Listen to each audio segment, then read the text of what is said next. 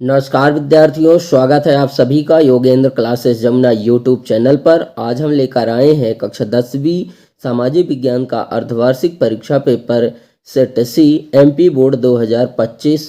यह पेपर आपके आगामी परीक्षा के लिए बहुत महत्वपूर्ण है, इसलिए वीडियो को ध्यान से अंत तक जरूर देखें ताकि कोई भी प्रश्न छूट ना जाए। तो चलिए शुरू करते हैं सेट सी का पूरा पेपर। फ्रेंड्स, यहाँ पर आपको टाइम 3 घंटे का मिल जाता है और जो पेपर है वो टोटल जो है 75 मार्क्स का रहेगा। इसका पहला प्रश्न देखते हैं, बहुविकल्पीय प्रश्न लिखिए। फ्रेंड्स, इसमें 6 प्रश्न हैं और प्रत्येक प्रश्न का 1 अंक निर्धारित है। इसमें जो है हमारा पहला प्रश्न है, गांधी जी ने भारत लौटने के बाद पहला सत्याग्रह कहाँ किया। इसमें 4 ऑप्शन है, चंपारण, बी ऑप्शन है अहमदाबाद, सी ऑप्शन है खेड़ा और डी ऑप्शन है दांडी। फ्रेंड्स, यह प्रश्न काफ़ी ज़्यादा इम्पोर्टेंट हो जाते हैं। इन प्रश्नों को आप बढ़िया सा एक नोट्स बनाइएगा और उसमें इनको नोट करिएगा और इनकी अच्छे से तैयारी करिएगा ताकि आपके अर्धवार्षिक एग्ज़ाम की अच्छे से तैयारी हो सके और बोर्ड एग्ज़ाम में भी आप अच्छा से अच्छा रिजल्ट बना सकें, क्योंकि इस प्रश्न पत्र में जितने भी इम्पोर्टेंट क्वेश्चन थे उन सभी को हमने इसमें कवर किया हुआ है। उसके बाद दूसरा देखते हैं, भारत छोड़ो आंदोलन कब प्रारंभ हुआ। हमारे ऑप्शन है जैसे 1920 में, 1930 में और सी ऑप्शन 1942 में, डी ऑप्शन 1947 में। तो ये प्रश्न भी जो है काफ़ी ज़्यादा इम्पोर्टेंट है। अगला है, संविधान सभा का गठन कब हुआ। 1945 में, बी ऑप्शन 1946 और सी ऑप्शन 1947 और डी ऑप्शन है 1950 में। प्रश्न काफ़ी ज़्यादा इम्पोर्टेंट है, इन सभी को आप नोट करिएगा। अगला प्रश्न है, भारत का सबसे बड़ा राज्य क्षेत्रफल के अनुसार कौन सा है। जैसे ऑप्शन में दिया हुआ है उत्तर प्रदेश, महाराष्ट्र, राजस्थान, मध्य प्रदेश। तो क्षेत्रफल के अनुसार सबसे बड़ा जो है भारत का कौन सा वाला राज्य है, तो इसमें जैसे इसका जो सही ऑप्शन है वो राजस्थान हो जाता है। ठीक है, तो इस हिसाब से प्रश्न काफ़ी ज़्यादा इम्पोर्टेंट है, इन सभी को आप नोट करते चलिएगा। अगला है, भारत में सबसे अधिक गेहूं कहाँ उत्पादित होता है। ऑप्शन है पंजाब, उत्तर प्रदेश, हरियाणा, बिहार। उसके बाद है, योजना आयोग की स्थापना कब हुई थी। इसमें ऑप्शन है जैसे 1950 में, 1952, 1955, 1960 में। तो ये सारे प्रश्नों को आप नोट करिएगा। अगला है, रिक्त स्थान भरिए। ये जो है तो 6 हैं फ्रेंड्स, रिक्त स्थान जो है 6 हैं और प्रत्येक का 1 अंक निर्धारित है, यानी कि जो है टोटल 6 अंक के हैं। पहला है, भारत का संविधान खालिस्तान में लागू हुआ। दूसरा है, भारत छोड़ो आंदोलन का नारा खालिस्तान ने दिया। तीसरा है, रिक्त स्थान, भारत का राष्ट्रीय ध्वज खालिस्तान रंगों से बना है। और जो चौथा है, भारत संविधान निर्माण सभा के अध्यक्ष खालिस्तान थे। पांचवा है, भारत का राष्ट्रीय पशु खालिस्तान है और छठवां है, मध्य प्रदेश की प्रमुख नदी खालिस्तान है।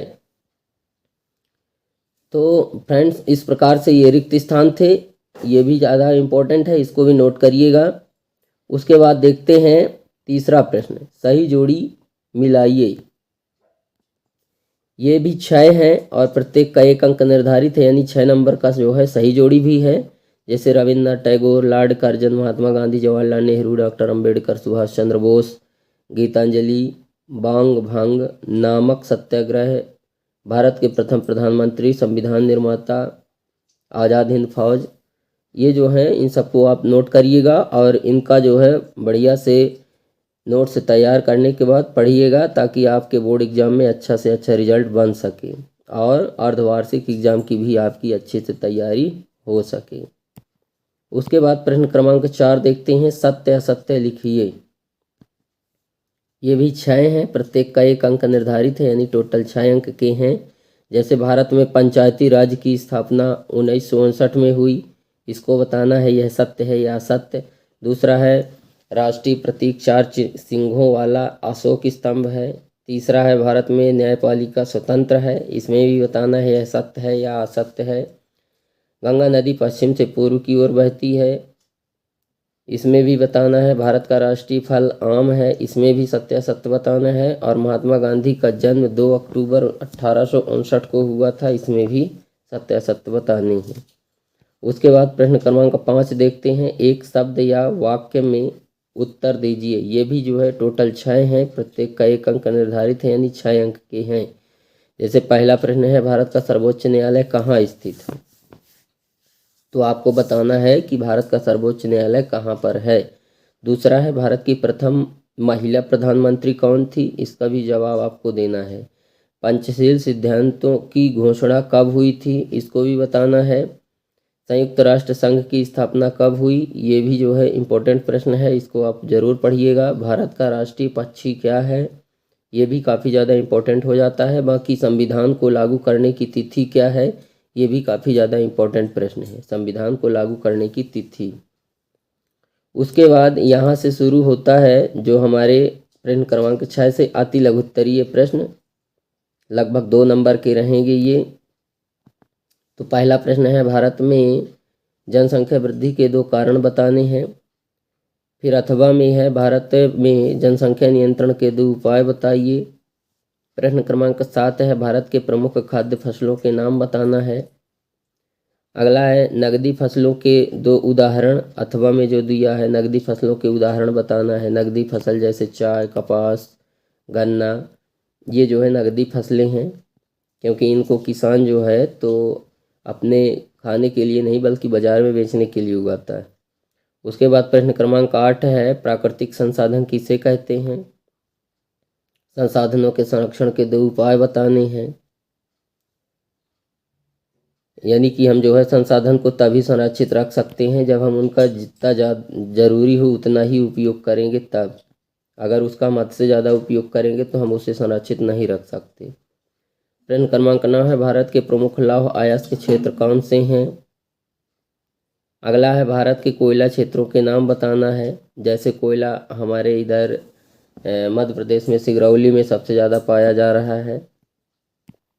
उसके बाद भारत में परिवहन के कौन कौन से प्रमुख साधन हैं? परिवहन के साधन बताने हैं।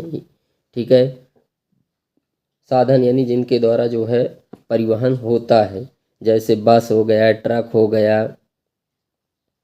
अगर ऐसा पूछता है कि भारत में परिवहन के प्रकार, तो फिर स्थल परिवहन, जल परिवहन, वायु परिवहन। उसके बाद है, सड़क परिवहन के 2 लाभ बताने हैं। तो ये भी इम्पोर्टेंट प्रश्न है, इनको आप नोट करिएगा। उसके बाद है, लोकतंत्र के 2 आधार बताने हैं। उसके बाद है, राजनीतिक दलों की भूमिका अथवा में है। अगला क्वेश्चन क्रमांक 12 है, संविधान का क्या अर्थ है? अथवा में सड़क के 2 उद्देश्य बताने हैं। तीसरा प्रश्न है, भारत में राष्ट्रीय आय के 2 प्रमुख स्रोत बताने हैं, कि राष्ट्रीय आय के जो है तो 2 स्रोत क्या हैं। उसके बाद है, सेवा क्षेत्र के 2 उदाहरण देना है। वैश्वीकरण से क्या तात्पर्य है? ये very very most important question है। ठीक है, इसको आप तो ज़रूर से ज़रूर ही पढ़िएगा।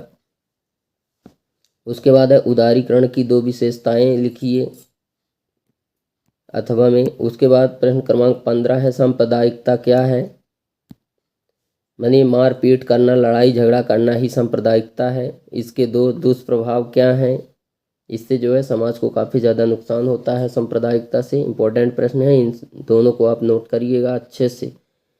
अगला प्रश्न क्रमांक 16, भारत के 3 प्रमुख पर्वत श्रृंखलाओं के नाम बताने हैं। अथवा में है, भारत के 3 प्रमुख पठारों के नाम लिखिए। जैसे 3 प्रमुख पठार, छोटा नागपुर का पठार हो गया, ठीक है, तो इस प्रकार से इसको नोट करिएगा। तिब्बत का पठार, छोटा नागपुर का पठार, ये काफ़ी ज़्यादा इम्पोर्टेंट है, इसको आप नोट करिएगा। उसके बाद है प्रश्न क्रमांक 17, उद्योगों के विकास में परिवहन की भूमिका लिखना है। अगर परिवहन नहीं होगा तो उद्योग भी नहीं होगा फ्रेंड्स, ये ध्यान रखिएगा। तो ये भी काफ़ी ज़्यादा इम्पोर्टेंट क्वेश्चन है। सड़क परिवहन की 2 विशेषता बतानी है। उसके बाद है, उपभोक्ता अधिकारों के 2 नाम लिखिए। उपभोक्ता अधिकार के जो 2 नाम हैं वो लिखने हैं। अगला अथवा में है, उपभोक्ता संरक्षण अधिनियम कब लागू हुआ? अगला 19 नंबर प्रश्न है, भारत की संघीय व्यवस्था की कोई 3 विशेषता लिखनी है, संघ व्यवस्था की। और अथवा में है, राज्यपाल के 2 कार्य लिखने हैं। प्रश्न क्रमांक 20 है, वैश्वीकरण का भारत की अर्थव्यवस्था पर क्या प्रभाव पड़ा, और अथवा में है भारत में विदेशी व्यापार के 2 लाभ बताने हैं। प्रश्न काफ़ी ज़्यादा इम्पोर्टेंट है फ्रेंड्स, इनको आप नोट करिएगा और इनका जो है तो सॉल्यूशन सॉल्व कर करके और बढ़िया से इनको पढ़िएगा ताकि आपके एग्ज़ाम की तैयारी अच्छे से हो सके। उसके बाद प्रश्न क्रमांक 21 है, भारतीय राष्ट्रीय आंदोलन के 4 चरण बताने हैं, और अथवा में जो प्रश्न है वो है महात्मा गांधी के 4 प्रमुख आंदोलन, जैसे सत्याग्रह, असहयोग आंदोलन, सविनय अवज्ञा आंदोलन, ठीक है, इस प्रकार से। उसके बाद है भारत के प्रमुख 4 खनिजों के नाम बताना है। 4 खनिज कौन कौन से हैं। भारत के प्रमुख 4 उद्योगों के नाम बताने हैं, जैसे वस्त्र उद्योग, चीनी मिल उद्योग, है ना। तो इस प्रकार से ये प्रश्न काफ़ी ज़्यादा इम्पोर्टेंट है। और अगला है भारत के मानचित्र में निम्नलिखित को दर्शाना है, यानी भारत का जो है तो मैप बनाना है और मैप बना करके इन सारे ही चीज़ों को जो है आपको दर्शाने, ठीक है। तो इसमें ऑप्शन है जैसे गोदावरी नदी कहाँ होएगी, नागपुर, मुंबई बंदरगाह, हीराकुंड परियोजना कहाँ होएगी। तो इन सारी चीज़ों को जो है भारत के मैप में जो है यहाँ पे दर्शाने हैं। उसके बाद है ब्रह्मपुत्र नदी कोयला क्षेत्र अथवा में है चेन्नई, भाखड़ा नागल बांध, इन सभी को जो है भारत के मैप में दर्शाने हैं। तो इस प्रकार से यह प्रश्न पत्र आपके बोर्ड एग्जाम और अर्धवार्षिक एग्जाम के हिसाब से काफ़ी ज़्यादा इम्पोर्टेंट हैं। तो इसके सारे प्रश्न आप नोट कर लीजिएगा और नोट करने के बाद इनको जो है सॉल्व करके और अच्छे से पढ़िएगा ताकि आपके बोर्ड एग्जाम की तैयारी जो है वो बहुत अच्छे से हो सके। तो विद्यार्थियों, यह था कक्षा 10वीं सामाजिक विज्ञान का अर्धवार्षिक परीक्षा पेपर सेट सी। उम्मीद है कि यह पेपर आपकी तैयारी में बहुत मदद करेगा। अगर वीडियो अच्छा लगा हो तो लाइक करें, शेयर करें और चैनल योगेंद्र क्लासेस जमुना को सब्सक्राइब करना बिल्कुल न भूलें। अगली वीडियो में हम सेट डी या उसके महत्वपूर्ण प्रश्न पर चर्चा करेंगे। धन्यवाद। जय हिंद।